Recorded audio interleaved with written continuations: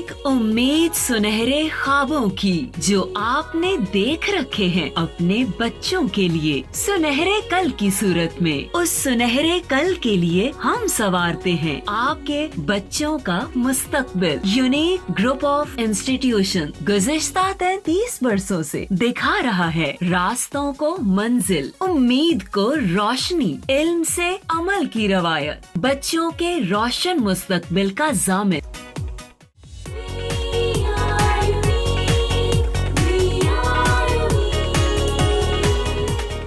अस्सलाम वालेकुम, मेरा नाम मोहम्मद ताहिर और मैं 9th क्लास के मैथमेटिक्स के लेक्चर नंबर 67 के साथ आज आपके साथ मौजूद हूँ।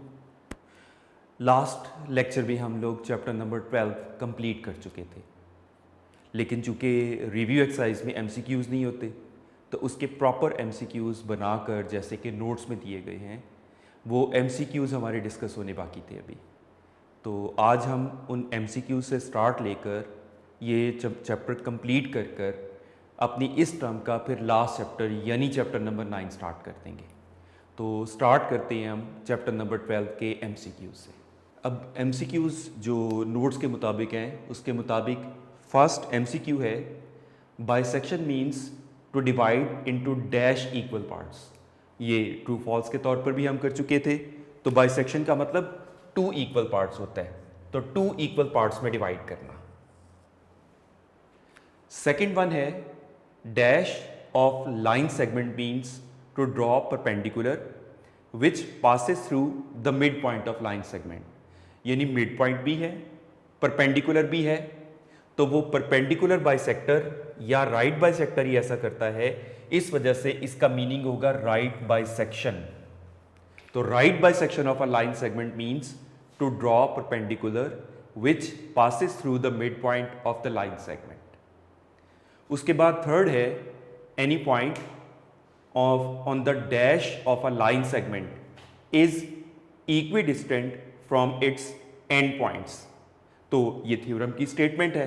तो any point on the right bisector of a line segment, theorem 1 के मुताबिक right bisector of a line segment is equidistant from its and points. Fourth है एनी पॉइंट, ये थ्योरम 2 की स्टेटमेंट के मुताबिक any point which is equidistant from the end points of a line segment is on the dash of it. तो ये right bisector ही है, तो right bisector पर ही एग्जिस्ट करता है। उसी की थ्योरम 2 यानी उसी का कन्वर्स था। फिफ्थ है the bisectors of angles of a triangle are concurrent, यानी तीनों बाइसेक्टर्स एंगल्स के, ट्राइंगल के तीनों एंगल्स के बाइसेक्टर्स एक ही पॉइंट से पास करते हैं, so they are concurrent. Next MCQ है, नेक्स्ट MCQ के लिए अब ये होगा 6th MCQ। Bisection of an angle means to draw a रे।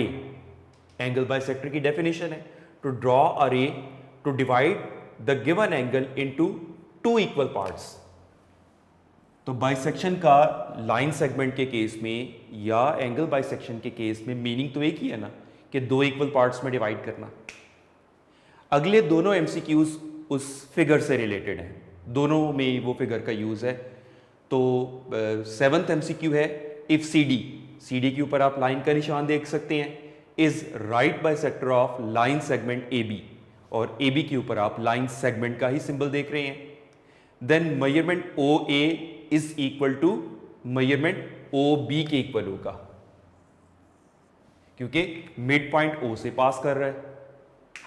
नेक्स्ट है इफ लाइन CD, वही सेम स्टेटमेंट है उसके वाली, is right bisector of line segment AB, then measurement AQ equidistant होने की वजह से मेजरमेंट BQ के इक्वल होगा।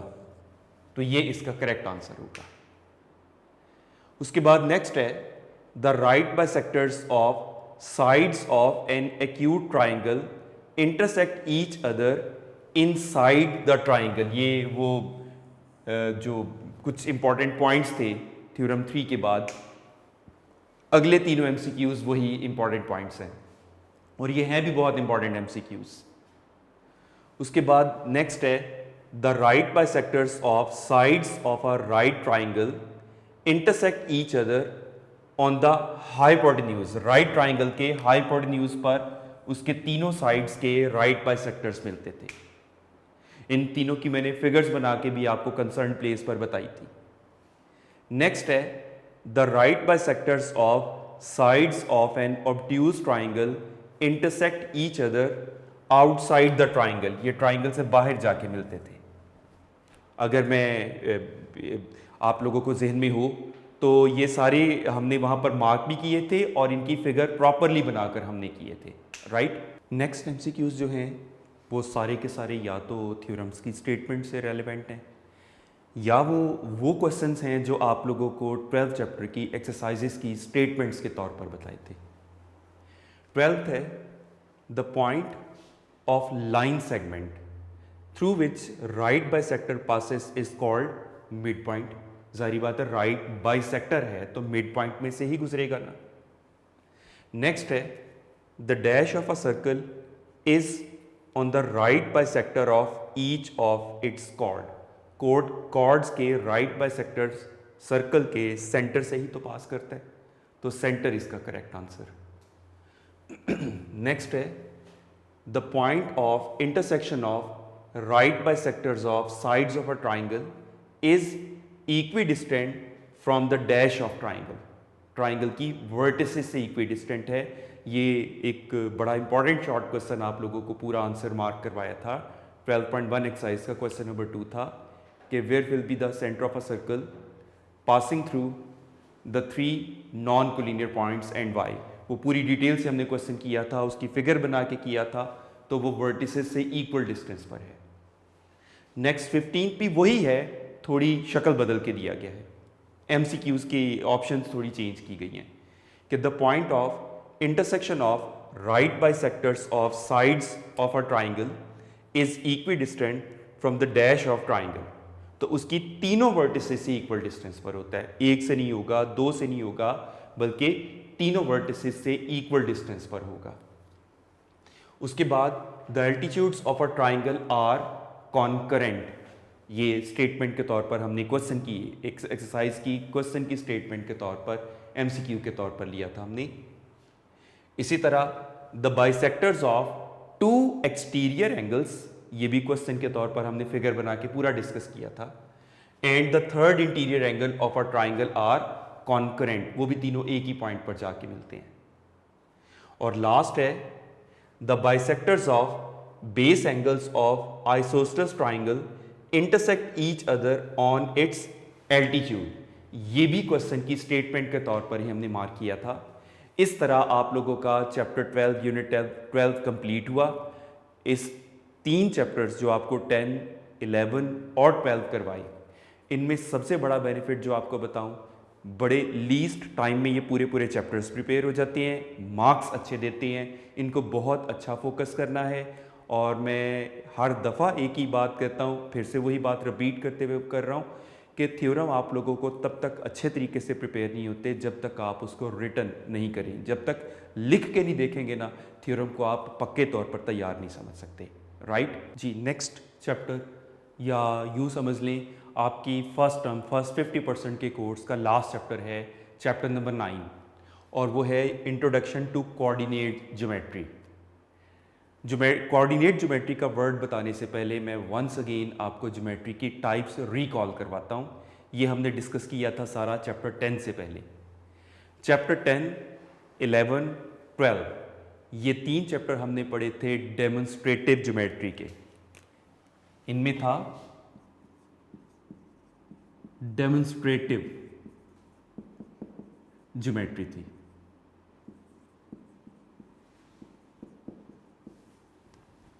और वैसे आपकी बुक के मुताबिक इनके चैप्टर नंबर 10, 11, 12, 13, 14, 15 और 16 हैं। थ्योरम वाले जो चैप्टर्स हैं उनको ये कहा जाता है क्योंकि हम डेमोन्स्ट्रेट और डिस्क्राइब कर रहे होते हैं। पूरी डिटेल से ये सारा कुछ हमने डिस्कस किया था। उसके अलावा एक होती है प्रैक्टिकल ज्योमेट्री। इसमें चैप्टर नंबर 17 है। जूनियर क्लासेस में आप लोग ज्योमेट्री बहुत अच्छे तौर पर कर चुके हैं। ज्योमेट्रिकल इंस्ट्रूमेंट्स की हेल्प से जो प्रॉपर ज्योमेट्री कंस्ट्रक्ट करते थे आप प्रॉपर कंस्ट्रक्शंस के साथ, वो प्रैक्टिकल ज्योमेट्री थी। अब जो ज्योमेट्री हम डिस्कस करने वाली हैं बेसिकली इंट्रोडक्शन की हद तक ही है, इसलिए चैप्टर का नाम इंट्रोडक्शन टू कोऑर्डिनेट ज्योमेट्री।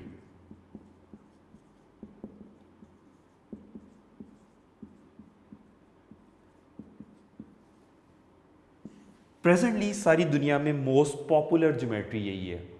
वजह आसान है, इजीली रिजल्ट्स तक पहुंचा जाती है। ऑल्दो हमें इसकी डेमोन्स्ट्रेटिव ज्योमेट्री की कम सिचुएशंस पे ज़रूरत पड़ती है, लेकिन जहाँ इसकी ज़रूरत पड़ती है वहाँ पर कोऑर्डिनेट ज्योमेट्री हमें हेल्प नहीं कर सकती, क्योंकि यूँ समझ लीजिए कोर ज्योमेट्री है, इसी के कॉन्सेप्ट्स को हम अप्लाई करते हैं इनके अंदर। तो कोऑर्डिनेट ज्योमेट्री में जब वर्ड आ रहा है कोऑर्डिनेट,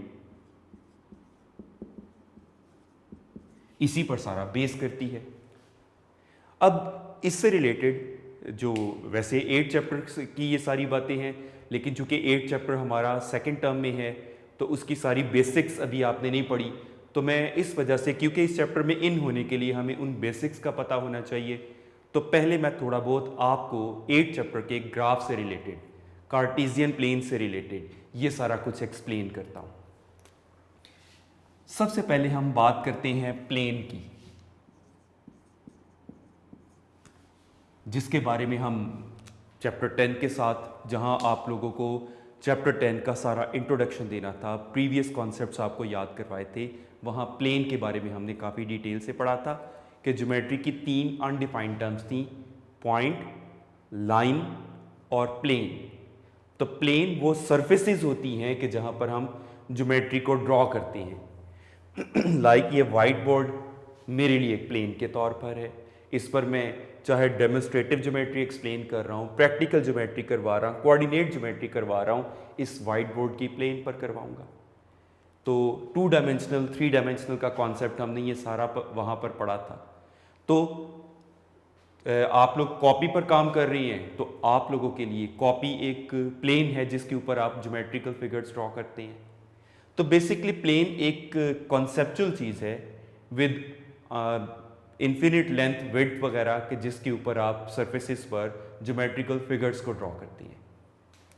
अब प्लेन में जो ज्योमेट्री होती है प्लेन से रिलेटेड, कि जिस सरफेस के ऊपर आप ज्योमेट्रिकल फिगर्स ड्रॉ करते हैं, उसको हम प्लेन ज्योमेट्री का नाम देते हैं।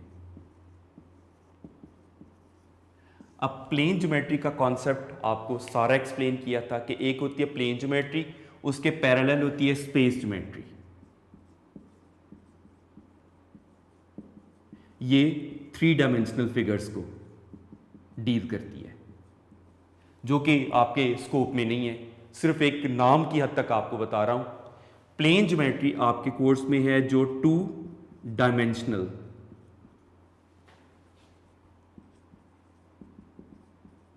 फिगर्स को डील करती है। वो फिगर्स जिनकी लेंथ विड्थ वगैरह तो हो सकती है, एरियाज तो हो सकती हैं, वॉल्यूम्स नहीं होते। पूरी डिटेल से 1 डायमेंशन, 2 डायमेंशन और 3 डायमेंशन का कॉन्सेप्ट हमने पढ़ा था।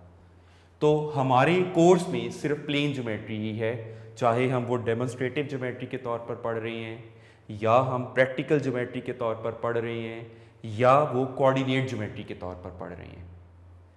तो प्लेन ज्योमेट्री की ही पर्टिकुलर टाइप है कोऑर्डिनेट ज्योमेट्री।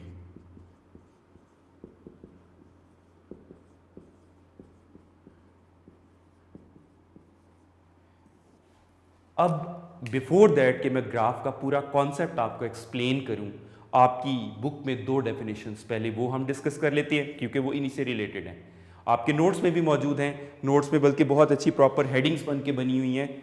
तो कोऑर्डिनेट ज्योमेट्री की डेफिनेशन इंपॉर्टेंट डेफिनेशन है। तो दोनों बहुत छोटी एक एक लाइन की डेफिनेशंस हैं, बहुत आसान। पहले हम प्लेन ज्योमेट्री की प्रॉपर डेफिनेशन को डिस्कस करते हैं कि the study of geometrical shapes अब ये ज्योमेट्रिकल शेप्स क्या होती हैं जिन्हें हम commonly triangles, quadrilaterals, even irregular shapes को भी हम ज्योमेट्रिकल में काउंट कर लेते हैं, लेकिन जो मोस्टली हमारा स्कोप होता है वो सर्कल्स, ट्राइंगल्स, क्वाड्रिलेटरल्स से रिलेटेड होता है। ये सबको हम बेसिकली ज्योमेट्रिकल शेप्स कहते हैं कि the study of geometrical shapes in a plane, किसी सरफेस पर, कोई भी प्लेन सरफेस हो सकती है, इज कॉल्ड प्लेन ज्योमेट्री। ये प्लेन ज्योमेट्री की डेफिनेशन हो गई।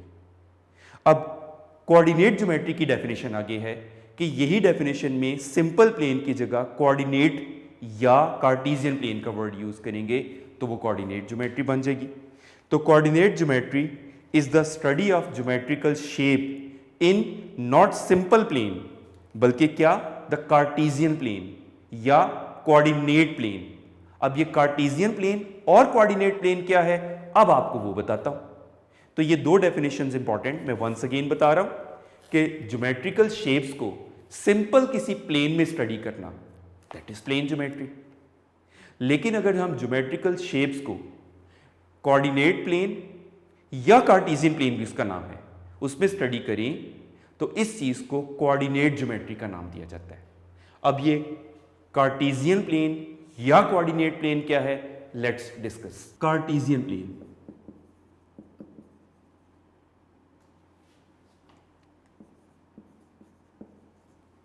और इसको हम कोऑर्डिनेट प्लेन भी कहते हैं।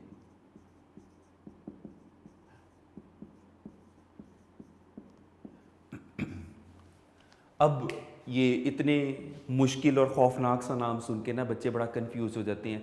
बेटे बस नाम ही ऐसा है, कॉन्सेप्ट बहुत आसान है, कोई मुश्किल बात नहीं है, इसी चीज़ को आप ग्राफ का नाम देते हैं। तो ग्राफ का इंट्रोडक्शन हर स्टूडेंट को इस लेवल पर होता है, चाहे प्रैक्टिकली ग्राफ पर काम किया हो या ना किया हो, ग्राफ का बेसिक्स और ग्राफ का इंट्रोडक्शन कम से कम सबको होता है। तो a Cartesian plane consist of two mutually perpendicular number lines. Number line आप लोगों के जहन में होगा, चैप्टर 2 में भी की थी। आमतौर पर नंबर लाइन, वैसे वर्टिकल ले सकते हैं हम, बट यूजुअली हम नंबर लाइन एक हॉरिजॉन्टल स्ट्रेट लाइन लेते थे जिसके अप्रॉक्सीमेटली मिडल में हम 0 लेते थे, राइट साइड पर पॉजिटिव नंबर्स और लेफ्ट साइड पर नेगेटिव नंबर्स रेगुलर या इक्वल इंटरवल्स पर हम लेते थे। तो इस चीज़ को नंबर लाइन का नाम दिया जाता था। तो a Cartesian plane consist of two mutually perpendicular 90 के एंगल पर नंबर लाइंस, जिसमें हॉरिजॉन्टल लाइन का नाम होता है एक्स ओ एक्स डैश, क्योंकि जिस पॉइंट पर इंटरसेक्ट कर रही हैं उस पॉइंट को हम O पॉइंट से रिप्रेजेंट करते हैं और उस O पॉइंट को ओरिजिन का नाम दिया जाता है। The horizontal line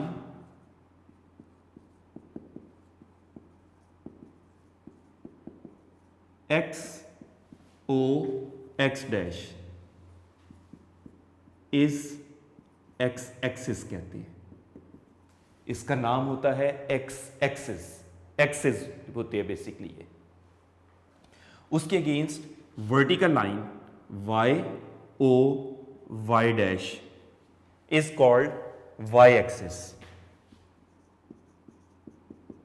vertical line Y O Y dash is Y axis. अब ये जो एक्सिस के भी आप बुक में स्पेलिंग मुख्तलिफ पढ़ेंगे। अगर आप एक्सिस आई के साथ पढ़ते हैं तो ये सिंगुलर होता है, और अगर ई के साथ पढ़ते हैं तो ये प्लूरल होता है। तो दोनों एक्सिस की अगर हम बात करें तो कोऑर्डिनेट एक्सिस, दोनों को कंबाइन अगर मैं जनरली बात करना चाहूं तो कोऑर्डिनेट एक्सिस बोथ का इकट्ठे जिक्र अगर करना हो। अब काम क्या है इनका, एक फ्रेम ऑफ रेफरेंस हम सेटल कर लेते हैं। एक फ्रेम सेट करने का मकसद क्या होता है, रेफरेंसेस कोट करना। रेफरेंस कोट करने का मैं आपको एक कॉमन लाइफ से एग्जांपल देता हूं कि चलिए आपकी क्लास में दो फ्रेंड्स हैं, a person A and a person B.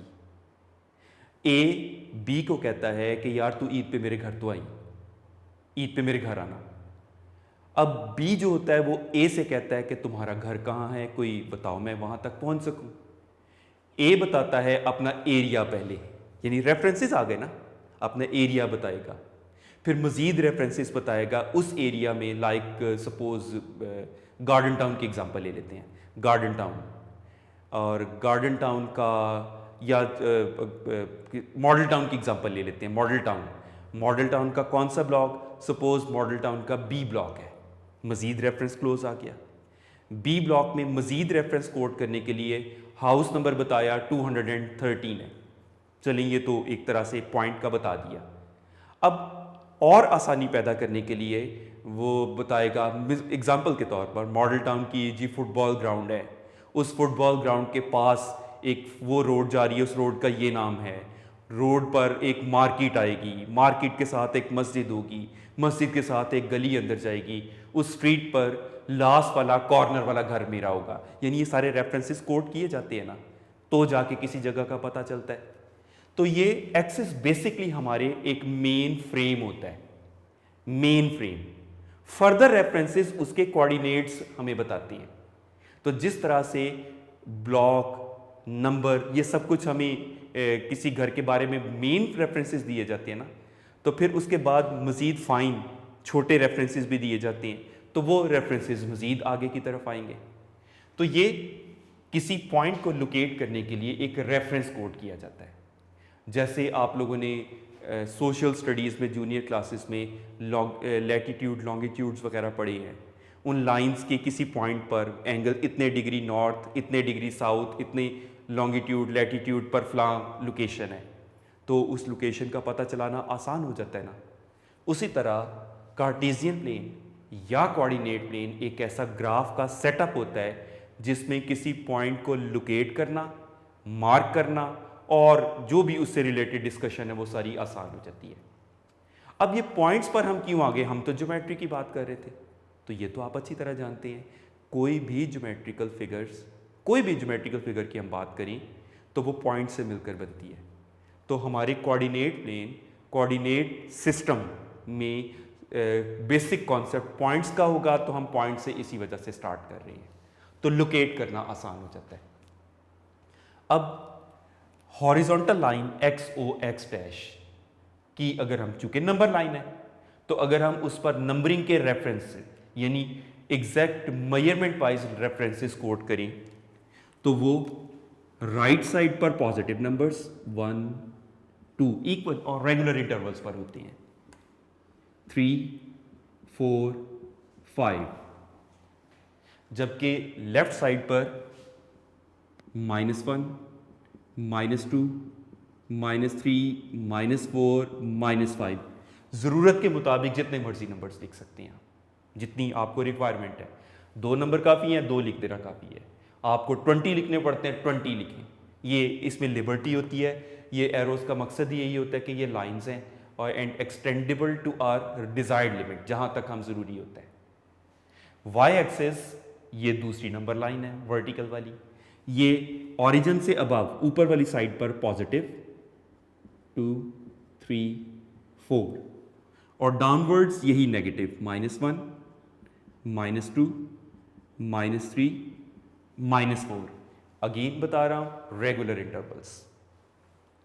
और horizontal vertical 2 number lines, regular intervals. उनके इन बिटवीन वाले पॉइंट्स ज़रूरी समझे तो वो भी मार्क कर सकते हैं हम पॉइंट्स में, डेसिमल में। आप लोग जब ग्राफ को देखते हैं तो उसके ऊपर कुछ मोटी लाइंस होती हैं, कुछ बारीक लाइंस होती हैं जो उसके फ्रैक्शनल वैल्यूज़ को हम मार्क कर सकते हैं। उसके अलावा ओ पॉइंट पर दोनों नंबर लाइंस इंटरसेक्ट कर रही हैं और उस ओ पॉइंट को ओरिजिन कहा जाता है। दूसरी बात, परपेंडिकुलरली एक दूसरे को इंटरसेक्ट करती हैं, ये उसका स्पेशल फीचर है। अब ऐसा होने के बाद ये जो कार्टेशियन प्लेन है, ये पूरी की पूरी प्लेन को 4 पार्ट्स में डिवाइड कर रही है। 4 पार्ट्स।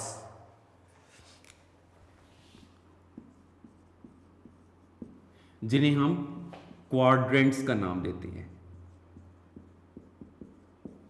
तो ये कार्टेशियन प्लेन को ये दोनों एक्सिस 4 क्वाड्रेंट्स में डिवाइड कर रही है।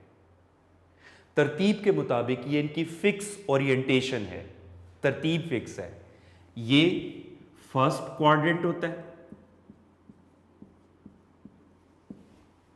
Upper right, lower right, upper left, ये सेकंड क्वाड्रेंट होता है।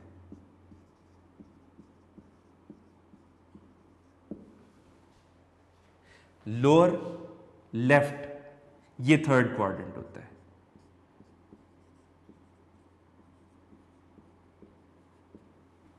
और लोअर राइट ये फोर्थ क्वाड्रेंट होता है।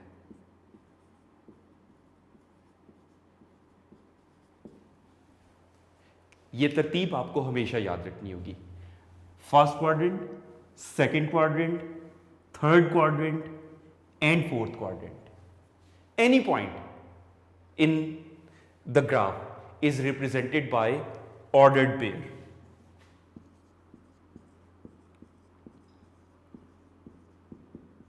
अब जैसा कि नाम से जाहिर है कि ये पेयर है, और ऑर्डर्ड का मतलब ऑर्डर, तरतीब।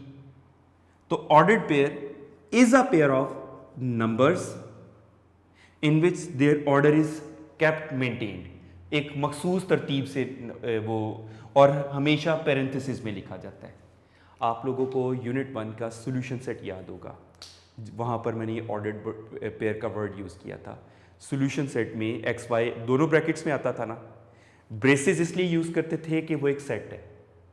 पेरेंथेसिस छोटी ब्रैकेट को इसलिए हम यूज़ करते थे कि वो एक ऑर्डर्ड पेयर है। तो नंबर्स का एक पेयर होता है कि जिसमें पहले हमेशा x की वैल्यू, बाद में हमेशा y की वैल्यू आएगी। अब ये x और y इससे कैसे रिलेट करते हैं, अब उसको डिस्कस करने से पहले मैं आपको एक एग्जांपल देता हूं।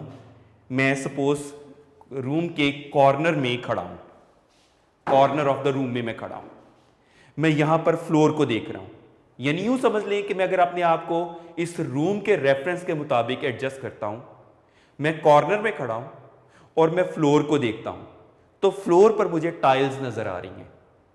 टाइल्स को मैं अगर थोड़ा अपने ज़हन में इमेजिनेशन के जरिए थोड़ा सा सोचूं, तो मुझे बिल्कुल ये ग्राफ पेपर नजर आ रहा है। ग्राफ पेपर आप लोगों ने देखा होगा, उसके ऊपर बॉक्सेस बने होते हैं, तो मुझे ये टाइल्स भी उसी तरह बॉक्सेस नजर आ रहे हैं। अब मैं क्लासरूम के अंदर मौजूद हूं और क्लास के अंदर स्टूडेंट्स सपोज मौजूद हैं, तो मुझे एक स्पेसिफिक पोजीशन पर एक स्टूडेंट ए बैठा है, तो मुझे उसकी पोजीशन का पता करना है कि वो किस जगह बैठा है। मुझे नाम नहीं पता, चले मैं फर्स्ट डे क्लास में आया हूं, मुझे नाम नहीं पता, तो मैं एग्जैक्ट लोकेशन तो बता सकता हूं ना। मैं क्या करूंगा, अपनी हॉरिजॉन्टल साइड पर टाइल्स काउंट करूंगा। सपोज मैं जिस पोजीशन पर जाना चाहता हूं, तो हॉरिजॉन्टल पोजीशन 1 2 3 4 5 6, तो मेरी हॉरिजॉन्टल 6 के पैरेलल पर वो पर्सन, वो स्टूडेंट मौजूद है। फिर मैं वर्टिकल की तरफ जाता हूं, यहां से काउंट किया 1 2 3 4 5 6 7 8 की पोजीशन पर है। तो मैंने मेरे हॉरिजॉन्टल 6, वर्टिकल 8, तो 6 8 यूं 6 8 की पोजीशन पर वो पर्सन मौजूद है जिसे मैं पॉइंट आउट करना चाह रहा हूं। लेकिन इसके लिए मैं कंफ्यूज भी तो रह सकता हूं, मैं 8 6 भी तो कह सकता था। इसी वजह से ऑर्डर्ड पेयर को ऑर्डर्ड कहा जाता है कि उसमें ऑर्डर जरूरी होता है, कि पहले हमेशा एक फिक्स कर दिया गया कि पहले हमेशा हॉरिजॉन्टल रेफरेंस, बाद में हमेशा वर्टिकल रेफरेंस। तो इस तरह किसी पर्सन की लोकेशन को बताना आसान हो जाता है। यही बात यहां कि any point in the graph is represented by, point है सपोज P है, ये रहा पॉइंट P। तो P एक ऑर्डर्ड पेयर से रिप्रेजेंट किया जाएगा। मुझे पता चला कि वो पॉइंट P ओरिजिन से हॉरिजॉन्टल 3 के डिस्टेंस पर है और वर्टिकल ये 4 के डिस्टेंस पर है। तो इस तरह मुझे लोकेशन बताना आसान हो गया कि इसकी पोजीशन 3, 4 है, पहले हॉरिजॉन्टल बाद में वर्टिकल। तो इस पॉइंट की पोजीशन 3, 4 पर है। तो कितना बेनिफिट हुआ हमें, कितना आसान हो गया, लोकेशन, रेफरेंस, कोड करना सब कुछ बेहद आसान। तो यही वजह है कि जब भी किसी ग्राफ में किसी पॉइंट को हमें बताना पड़ता है, it is always represented by N ordered pair. तो जनरली मैं मार्क कर रहा हूं पी एक्स वाई से रिप्रेजेंट किया जाता है। इस तरह से हम ग्राफ में पॉइंट को लोकेट कर सकते हैं। अब अगली बात कि ग्राफ में पॉइंट्स की पोजीशन एग्जैक्टली हम कैसे बता सकते हैं। उसके लिए मैं रफली दोबारा से ये क्वाड्रेंट्स को, क्योंकि मुझे वो रेफरेंस दोबारा भी आपको कोड करना पड़ेगा। ये एक्स ओ एक्स डैश है, ये वाई ओ वाई डैश है। तो फर्स्ट क्वाड्रेंट था ये, सेकंड क्वाड्रेंट, थर्ड क्वाड्रेंट और फोर्थ क्वाड्रेंट। ये भी हमें पता है कि ओरिजिन से राइट साइड पर एक्स पॉजिटिव था, लेफ्ट साइड पर एक्स नेगेटिव वैल्यूज दे रहा है। ओरिजिन से above Y axis positive values हैं और ओरिजिन से बिलो वाई एक्सिस की नेगेटिव वैल्यूज हैं। तो any point in first quadrant P है, वो हमेशा ऑर्डर्ड पेयर एक्स वाई से रिप्रेजेंट किया जाता है, जिसमें एक्स भी पॉजिटिव होता है, वाई भी पॉजिटिव होता है। ये देखिए ना, पॉजिटिव एक्स पॉजिटिव वाई के दरमियान ये आ रहे हैं पॉइंट्स। तो इस फर्स्ट क्वाड्रेंट में X and Y both positive होंगे। सेकेंड क्वाड्रेंट में X axis negative, Y axis positive के दरमियान है। तो पी के कोऑर्डिनेट्स कुछ यूं होंगे, नेगेटिव वैल्यूज ऑफ एक्स होंगी, पॉजिटिव वैल्यूज ऑफ वाई होंगी। X negative, less than zero का मतलब नेगेटिव, ग्रेटर देन जीरो का मतलब पॉजिटिव, और इक्वल टू जीरो का मतलब जस्ट जीरो होता है, क्योंकि ना वो पॉजिटिव है जीरो और ना वो नेगेटिव है। तो एक्स नेगेटिव, वाई पॉजिटिव है इसमें। तो सेकेंड क्वाड्रेंट में जो पॉइंट आएंगे उनका ऑर्डर्ड पेयर का एक्स वाला पोर्शन नेगेटिव होगा, वाई वाला पोर्शन पॉजिटिव होगा। Third quadrant between negative X axis, negative Y axis, दोनों नेगेटिव हैं। तो any point in third quadrant negative X negative Y, X भी नेगेटिव और वाई भी नेगेटिव होगा। और फोर्थ क्वाड्रेंट में between positive X axis, negative Y axis, तो जो भी पॉइंट होगा उसका एक्स पॉजिटिव होगा और वाई नेगेटिव होगा। Positive X axis, negative Y axis. इस तरह उसके ऑर्डर्ड पेयर की जो ओरिएंटेशन है। तो वापस आते हैं हम अपने ग्राफ पर। तो जो भी हम एग्जैक्ट पॉइंट्स लोकेशन के मुताबिक बताएंगे तो हम ग्राफ में इजीली बता सकते हैं। तो इस सारी प्लेन को हम कार्टेशियन प्लेन, कोऑर्डिनेट प्लेन का नाम देते हैं। How to plot the points, ये हम चैप्टर 8 में करेंगे। फिलहाल हमारा ग्राफ पेपर लेकर ग्राफ प्लॉट करने का कोई काम नहीं है।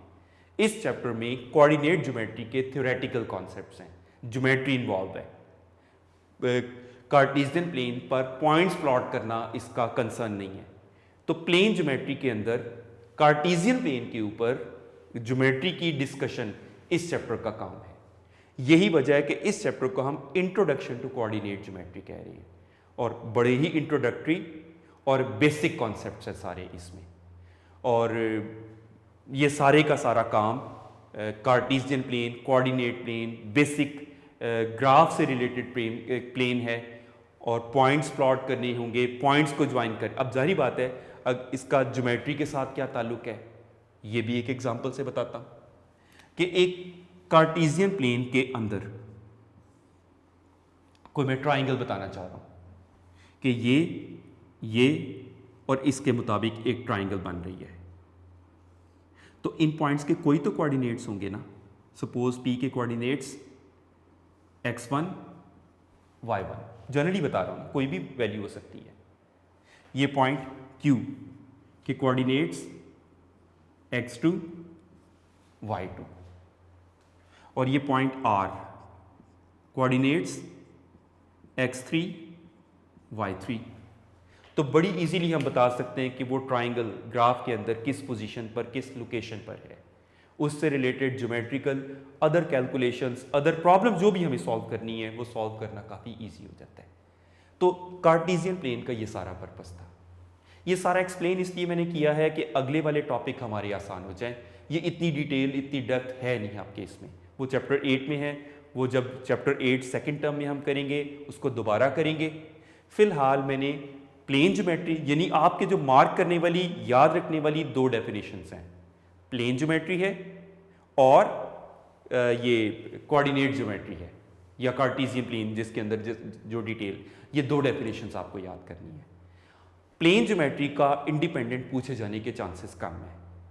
अगर आपको कोऑर्डिनेट ज्योमेट्री की डेफिनेशन आ भी जाती है तो एक लाइन है, आपने प्लेन ज्योमेट्री साथ जरूर बताना है, राइट। नेक्स्ट लेक्चर में इंशाल्लाह हम इसका डिस्टेंस फार्मूला प्रूव करके उससे रिलेटेड जो एक्सरसाइज है वो इंशाल्लाह कंप्लीट करेंगे। Thank you very much and best of luck.